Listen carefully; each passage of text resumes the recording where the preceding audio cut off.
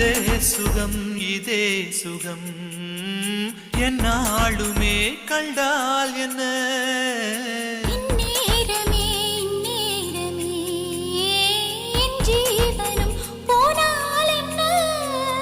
முத்தத்திலே